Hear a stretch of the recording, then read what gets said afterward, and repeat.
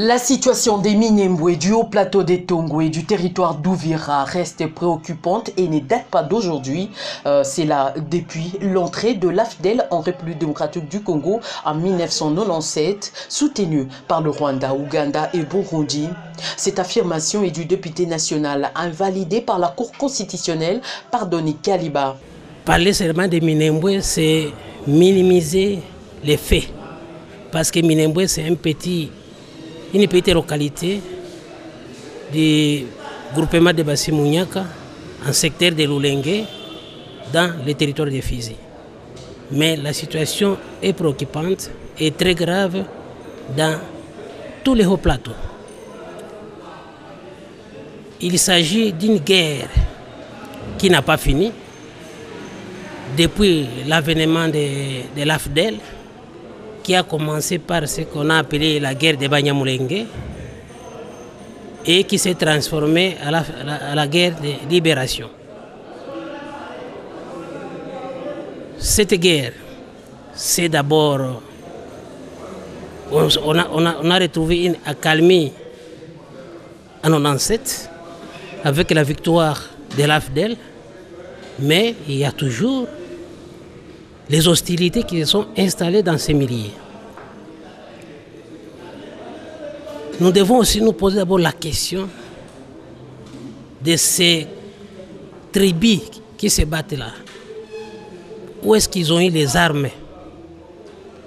Je dois vous signaler que le premier afflux des armes dans notre pays, c'était l'œuvre des opérations turquoises, avec l'entrée de l'armée rwandaise, phare dans le pays. On n'a pas des armées militaires. Ils sont entrés avec toutes leurs arsenal dans notre pays. Deuxièmement, c'est l'entrée de l'AFDEL. L'AFDEL qui était soutenu par le Rwanda, le Burundi et l'Ouganda. Ils sont entrés avec beaucoup d'armes. Et en 1998, Mzee a décidé de rompre la coopération militaire avec le Rwanda. Pour ce faire, Kaliba pardonne, un notable du coin demande au chef de l'État d'annuler l'accord militaire qu'il a signé avec le Rwanda, l'Ouganda et le Burundi. Mais ils ne sont pas partis. Ils sont encore revenus sous RCD.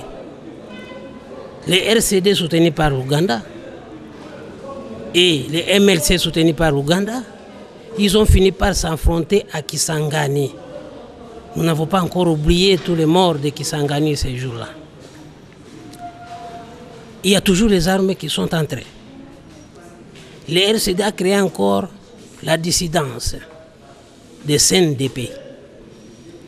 CNDP qui s'est finalement transformé en M23. Toujours soutenu par le Rwanda, soutenu par l'Ouganda. Parce que jusqu'à aujourd'hui, les militaires résidus du M23 se trouvent en Ouganda. C'est comme ça que, personnellement, j'ai peur quand le président de la République va signer maintenant un accord militaire avec ces pays-là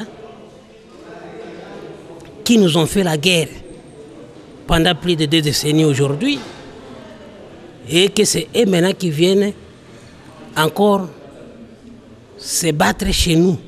Parce qu'ils ne viendront pas travailler ensemble. Ils viendront pour se battre. Parce qu'il y a les rebelles rwandais qui sont au Congo. Les Rwandais voudra venir les pourchasser. Mais ces rebelles rwandais sont soutenus par les Burundis.